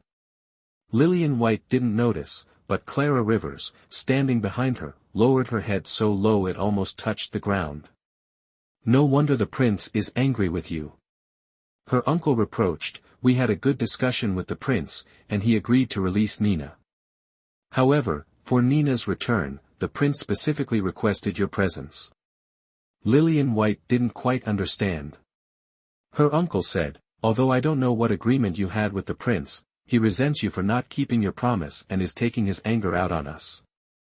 Go and apologize to him, will you?" Was her failure to return solely due to breaking a promise? It was late, the third watch had already sounded, and there were enough people to rescue him. Her presence wouldn't make much difference, nor would her absence. Since she wasn't needed, wouldn't it be better to return early rather than going there for nothing? However, it was true that she had broken her promise to him. But she really didn't want to apologize. She felt it wasn't necessary to see him. But judging by his expression, it was clear Ethan Moore was putting them in a difficult position. Indeed. She didn't want to see him in a difficult position, nor did she want to be accused of bullying her cousin like before. Then Lillian will go and apologize. Clara Rivers, let's go. Lillian White looked at Leonard Willow, surprised that he was staring intently at her, as if she would disappear any second, afraid he wouldn't remember her face. Leonard Willow was acting very strangely today. Ethan Moore was staying at General Carter's house. In this war, Victor Carter, General Carter's seventh son, was stationed at a critical point on the border. Yet, also a general, Ethan Moore was staying at General Carter's house before the operational phase, leisurely romancing a beauty during the beautiful night and injuring his back. He deserved it. Lillian White sat in the main hall, looking at the simple furnishings. There were no famous treasures, even the table and chairs were extremely ordinary. The rumors about General Carter's frugality seemed to be true. So, rumors could sometimes be true. The servant led Lillian White into the inner room, saying that General Moore's back injury was severe, he couldn't get up, and the doctor had ordered him to stay in bed for a few days. Actually, Lillian White didn't want to just barge in like this. After all, she was a young lady, and it wasn't proper to see a man, improperly dressed, lying in bed. But given the special circumstances with Ethan Moore, Lillian White had to persevere. Upon entering the room, a strong smell of medicinal herbs hit her. Lillian White instinctively sniffed, but her shallow medical knowledge couldn't identify the herbs. She walked to the bed, the curtains were drawn, obscuring the inside. "Lillian is here." Ethan Moore's slightly tired voice came from inside. "Yes. The prince's condition seems quite serious. Physical ailments can be cured, but not those of the heart. Then it's truly difficult." Lillian White said calmly. Lillian White will certainly pray to Buddha for the prince, blessing him with a speedy recovery. Ethan Moore chuckled from behind the curtains. Lillian White said, "The prince sounds displeased. It must be because of my failure to return last night." Actually, Lillian White has a reason. "Oh. Do tell." "I was injured." She lied for herself. Suddenly, the curtains were pulled back. Ethan Moore frowned, struggling to sit up. Lillian White was startled and stepped forward to stop him. "Prince, what are you doing?" Ethan Moore was sweating, gritting his teeth to endure the pain. He suddenly grabbed her hand. "Where are you injured?" "Let me see." An incomprehensible worry and anxiety flashed in his eyes. Lillian White was taken aback. "It's nothing serious, please rest assured, Prince." "I'm truly sorry." Lillian White didn't understand. "Why are you apologizing, Prince?" Ethan Moore smiled bitterly. "Because you didn't come back, I was angry and stubbornly forced you to come apologize." Thinking about it now, he felt childish. Since when had he become so capricious? Lillian White said, "It was my fault, I should have apologized." Cough, cough. Mark Blackwood coughed twice.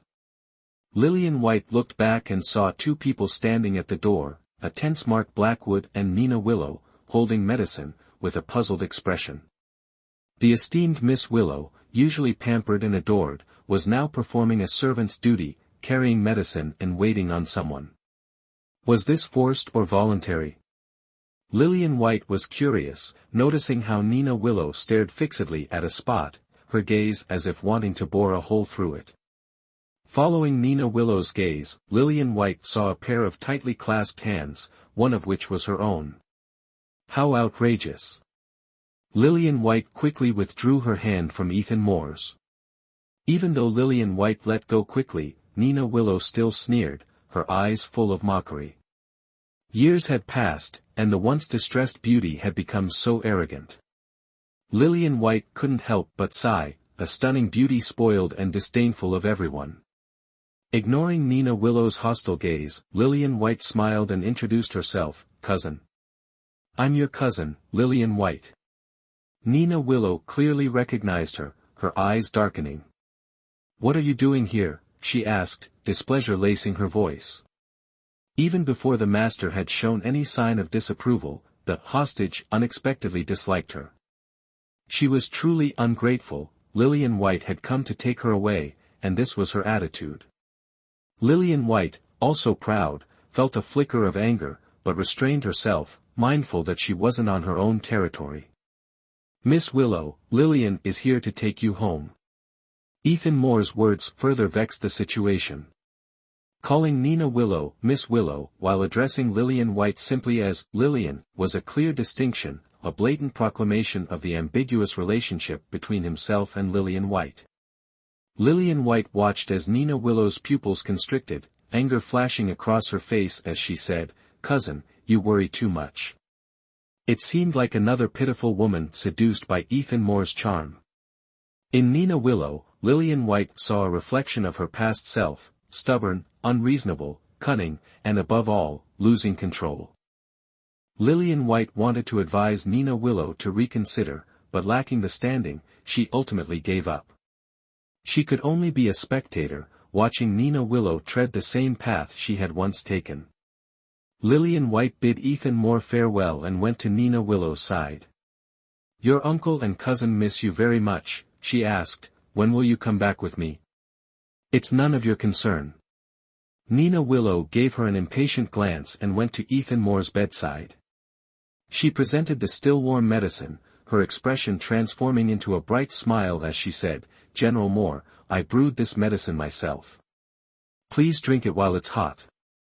Ethan Moore cast a worried glance at Lillian White, who looked away, avoiding his gaze. If their eyes met, she was certain Nina Willow's glare would pierce her like a knife. Ethan Moore apologized softly, refusing the offering. "I'm sorry, Miss Willow, my medicine must be brewed by Mark Blackwood himself," Nina Willow quickly interjected. "Mark Blackwood saw me brew it." She looked pathetically at Mark Blackwood, who was standing by the door. "Isn't that right?" Seeing Ethan Moore's displeasure, Mark Blackwood swallowed the words forming in his throat and instead said, "I did step out for a moment." Nina Willow's face immediately paled, then she looked at Ethan Moore, whose face clearly showed refusal. Nina Willow, utterly aggrieved, her voice like a drizzle, said, "General Moore is understandably worried, then Nina Willow will pour out the medicine." Lillian White could see Nina Willow's face as she ran out frantically, aggrieved and miserable, tears streaming down her face. Indeed, a heartfelt gesture met with a resolute, emotionless rejection. The discomfort was inevitable. "Lillian!" Ethan Moore called her. Lillian White returned to her senses, looking at Ethan Moore bowing slightly. "My lord, my cousin has been disturbing you for the past 2 days, I thank you for your patience. Lillian White bids you farewell." When she looked up at him again, she saw Ethan Moore's star-like eyes gazing at her silently. Lillian White was startled, unaccustomed to being looked at like that, and was about to leave when she heard Ethan Moore's voice behind her, "We can meet again. It's best we never meet again." Lillian White looked back and laughed. What can meeting or not meeting achieve? Lillian White has someone in her heart, and you, my lord, are about to marry someone new. As for friendship, neither of us has the heart for it. So, is there any need to meet again? Ethan Moore silently watched her. "Farewell." Lillian White bowed again and left. Ethan Moore did not call her back. Perhaps, she was absolutely right. When Lillian White found Nina Willow was sitting under a tree crying, her eyes red and swollen, seemingly having cried a great deal. Beside her were broken porcelain shards, and medicinal herbs soaked into the mud. Was she fertilizing the trees? Lillian White sighed inwardly, stepping forward, "Cousin. Let's go home." Nina Willow raised her swollen red eyes, angrily saying, "I'm not going back, I'm not going anywhere." Truly the same shameless, reckless behavior as her from back then. Doing whatever she pleased. Lillian White looked at her indifferently, teasing, "Will staying here capture the general's heart? You might as well go to the pharmacy and buy a packet of reunion powder, and force yourself on him." Nina Willow was stunned, evidently frightened by Lillian White's jest. Seeing her like this, Lillian White chuckled, "Don't dare. If you don't dare, come home with me. Don't waste your time here." "Cousin, that's a brilliant idea." Unexpectedly, Nina Willow's eyes lit up, a sly smile playing on her lips, looking as if she was about to achieve something. Now it was Lillian White's turn to be stunned. A normal woman wouldn't do such a thing, even she back then felt it was too extreme, the idea dying before it could be born, not daring to carry it out. But now, Nina Willow clenched her fists, eager to try. Think it over before you do anything. Lillian White wiped the sweat from her brow. She had originally intended to say something impossible, to scare her, to make her back down and obediently go home with her. She hadn't expected her cousin to be even more reckless than her, actually finding this absurd, impossible idea brilliant. Wanting to do it? I have to go buy reunion powder right now. Nina Willow, like a gust of wind, swiftly departed, leaving Lillian White standing bewildered in the wind. At that moment, Lillian White really wanted to shout, "This absolutely won't do, it's too risky." But Nina Willow was already far away, so Lillian White had to swallow those words. She thought she had been utterly mad in her past life, but her cousin Nina Willow could be said to be even madder. I don't know if my cousin Nina Willow can pull this off. Lillian White felt obligated to stop Nina Willow's reckless plan. She hurried after her, but lost track of Nina, which irritated Lillian, making her curse her meddling nature. Unable to find Nina, she decided to seek out the other key player, Ethan Moore. She returned to the manor and requested an audience with Ethan Moore. Mark Blackwood replied, "Miss White, the young master isn't feeling well today and doesn't wish to receive any visitors. Please return another time." Lillian White not so. Mark Blackwood's eyes darted around, then he said with a sly grin, "If Miss White wishes to see the young master, I can convey your intentions. Perhaps the young master will." Lillian White simply turned and left. Mark Blackwood felt wronged. He recalled how, when he'd informed the young master of Lillian White's request, Ethan Moore's face had lit up with joy, only to quickly turn pale and stiff. His eyes held a mixture of loss, unease, and misery. With great effort, he'd uttered the words, "Don't see her." Mark Blackwood had served the young master for years and knew him to be aloof, rarely showing emotion. Yet, whenever Lillian White was mentioned, his normally impassive face would betray a range of feelings. Mark Blackwood figured the young master must be in love with Lillian White.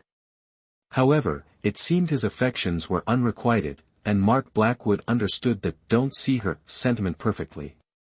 The thought that Nina Willow's fate, whether successful or not, would mirror either her past or present life, made Lillian lament the tragic consequences of loving Ethan Moore, with the exception, of course, of Princess Naomi of the Southern Dominion.